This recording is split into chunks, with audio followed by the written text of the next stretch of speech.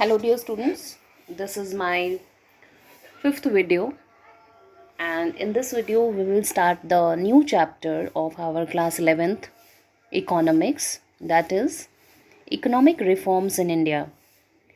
That is, we call it as LPG policies. This LPG means liberalization, privatization and globalization. Bharat में आर्थिक सुधार, उदारीकरण, निजीकरण व विश्वव्यापीकरण, जिसे हम LPG नीतियाँ कहते हैं। आज ये हमारा चैप्टर है। So students, let's start. The first topic of this chapter is economic policy, that is new economic policy. सरकार ने जुलाई 1991 के बाद देश को आर्थिक संकट से निकालने के लिए और विकास की गति को तेज़ करने के लिए बहुत तरह के आर्थिक सुधार किए थे और इसे आर्थिक नीतिगत उपाय भी कहते हैं, जो 1991 में लिए गए थे। इसमें जो हमारे टॉपिक्स हैं वो हैं लिबरलाइजेशन की नीति, जिसे हम हिंदी में उदारीकरण की नीति भी कहते हैं, सार्वजनिक क्षेत्र को संकुचित कर निजीकरण को बढ़ावा देने की नीति, जिसे हम प्राइवेटाइजेशन कहते हैं, और आयात और निर्यात के विस्तार के लिए की गई प्रणाली को विश्वव्यापीकरण या फिर ग्लोबलाइजेशन की नीति भी कहते हैं। इसे हम यू टर्न पॉलिसी के नाम से भी जानते हैं। ये सब 1 मार्क्स के क्वेश्चन ऑप्शनल में पूछा जा सकता है, इस पर ध्यान देंगे। इस LPG पॉलिसी को हम यू टर्न की नीति भी कहते हैं। इसमें जो बेसिक ऑब्जेक्टिव्स थी या आर्थिक सुधारों के उद्देश्य थे वो इस प्रकार से थे। सबसे पहले अर्थव्यवस्था को उदारीकृत बनाना था। दूसरा, अर्थव्यवस्था में विकास की दर को बढ़ाना था। कार्यकुशलता एवं उत्पादकता के स्तर में सुधार लाना था। प्रतिस्पर्धात्मक क्षमता को बढ़ाना था, कॉम्पिटिटिवनेस की भावना जगानी थी। विश्वव्यापी संसाधनों का प्रयोग करना था। वित्तीय क्षेत्र में सुधार एवं आधुनिकीकरण को प्रोत्साहन देना था और राजकोषीय अनुशासन में सुधार लाना था। अब बात आती है कि इस नई आर्थिक नीति की ज़रूरत भारत को क्यों पड़ी। Why was there a need for new economic policy? 1990 तक तो हमारी नीति ठीक ठाक चल रही थी, लेकिन ऐसा क्या हुआ भारत की आर्थिक प्रणाली में कि इस तरह के चेंजेस को लाना पड़ा। हुआ यूँ कि 90 के दशक का आरंभ भारतीय अर्थव्यवस्था के लिए आर्थिक संकट लेकर आया था। अनेक आर्थिक असंतुलन की स्थिति भारत के लिए सामने आ गई थी। अर्थव्यवस्था में आर्थिक सुधारों की आवश्यकता अनुभव की गई, इसीलिए इस नई आर्थिक नीति की आवश्यकता पड़ी। सरकार के बढ़ते राजकोषीय घाटे, जो कि 90 से 91 में 8.4% सबसे हाईएस्ट फिस्कल डेफिसिट देखने को मिला। भुगतान संतुलन की प्रतिकूलता बढ़ रही थी।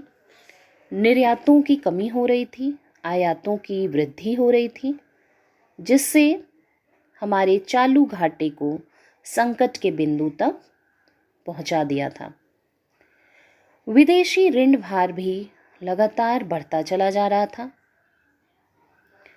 इसके परिणाम स्वरूप यह था कि विश्व बैंक एवं अंतर्राष्ट्रीय मुद्रा कोष सहित अनेक अंतर्राष्ट्रीय संस्थाएं भारत को ऋण देने में हिचक रही थीं। मुद्रास्फीति दैट इज इन्फ्लेशन रेट 18% सबसे ऊंचे स्तर पर पहुंच गई थी। सार्वजनिक क्षेत्र के उपक्रम वह घाटे में चल रहे थे और लाल फीताशाही एवं अकुशलता का एक साम्राज्य बनता चला जा रहा था। विदेशी मुद्रा कोष इतना कम हो गया था कि आयात के लिए भी पर्याप्त नहीं था। फलस्वरूप भारत को विदेशी ऋण सेवा भुगतान के लिए देश के केंद्रीय बैंक के सोने तक को विदेशों में गिरवी रखना पड़ा था। तो ये सब बहुत सारे कारण थे जिसके कारण ही नई आर्थिक नीति की आवश्यकता पड़ी और भारतीय अर्थव्यवस्था एक बीमार असंतुलित अर्थव्यवस्था हो गई थी, जिसके उपचार के लिए देश में आर्थिक सुधारों के दौर को आवश्यक समझा गया था। अब नई आर्थिक नीति के मुख्य अंग इस प्रकार हैं। Main components of new economic policy के मुख्य अंग निम्नलिखित हैं, जैसे नई औद्योगिक नीति, नई व्यापार नीति, नई राजकोषीय नीति, नई विदेशी निवेश नीति, वित्तीय क्षेत्र का विश्वव्यापीकरण इत्यादि। अब हम इस अंग के बारे में एक एक करके जानेंगे कि यह क्या है और किस प्रकार से हमारी कंट्री में एक्टिव हुई और आज भी यह एक्टिव है। सबसे पहले हम देखेंगे नई औद्योगिक नीति क्या होती है। नई औद्योगिक नीति एक के अंतर्गत बहुआयामी औद्योगिक नीति सुधारों तथा भारतीय उद्योग में संरक्षणवाद को समाप्त करके एक कॉम्पिटिटिव वातावरण का सूत्रपात किया गया था। नई औद्योगिक नीति की प्रमुख जो विशेषताएं थीं वो इस प्रकार थी कि सार्वजनिक क्षेत्र द्वारा विनियोग के लिए सुरक्षित क्षेत्रों को 17 से क्रमशः कम करके वर्तमान में केवल 2 कर दिया गया था। केवल 5 उद्योगों को छोड़कर शेष सभी प्रकार की औद्योगिक इकाइयों को लाइसेंस की अनिवार्यता से छूट दी गई थी। MRTP एक्ट को समाप्त करके प्रतिस्पर्धा अधिनियम 2002 लागू किया गया। लघु उद्योगों की विनियोग सीमा को बढ़ाकर 1 करोड़ रुपए कर दिए गए। उच्च प्राथमिकता के उद्योगों में 51% तक पूंजी विनियोग की अनुमति दी गई और इस प्रकार बहुआयामी औद्योगिक नीति सुधारों द्वारा भारतीय उद्योग में संरक्षणवाद को समाप्त करके प्रतिस्पर्धात्मक वातावरण का सूत्रपात किया गया। That is replacement of protectionism by competitive atmosphere. तो ये थी हमारी नई औद्योगिक नीति के अंतर्गत की गई चेंजेस के बारे में। दूसरा पॉइंट हम देखेंगे नई व्यापार नीति क्या थी, न्यू ट्रेड पॉलिसी। इसके अंतर्गत भी निम्नलिखित कदम उठाए गए थे, जैसे भारतीय अर्थव्यवस्था को अंतर्राष्ट्रीय रूप से प्रतियोगी बनाने के लिए सीमा शुल्क तथा टैरिफ्स को धीरे धीरे कम किया गया। अर्थव्यवस्था के खुलेपन को विस्तार किया गया और विदेशी निवेश तथा आधुनिक तकनीक के प्रयोग को प्रोत्साहित किया गया। भुगतान संतुलन के घाटे का विस्तार करने के लिए विदेशी निवेश को प्रोत्साहन दिया गया। निर्यातों को प्रोत्साहित किया गया। 90 के दशक में अपनाई गई विदेशी व्यापार नीति के उद्देश्य 3 बिंदुओं पर केंद्रित किए गए। पहला था क्वांटिटेटिव रेस्ट्रिक्शंस, दूसरा प्रोहिबिटेड लिस्ट्स में भारी कटौती करके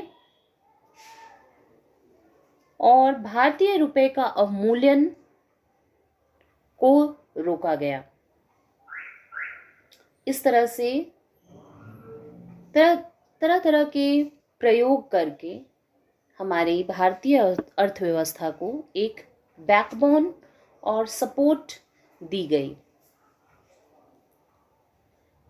अब मैं नेक्स्ट वीडियो में आपको बताऊंगी कि नई राजकोषीय नीति को कैसे चेंज किया गया और टैक्सेशन सिस्टम किस प्रकार लागू हुई।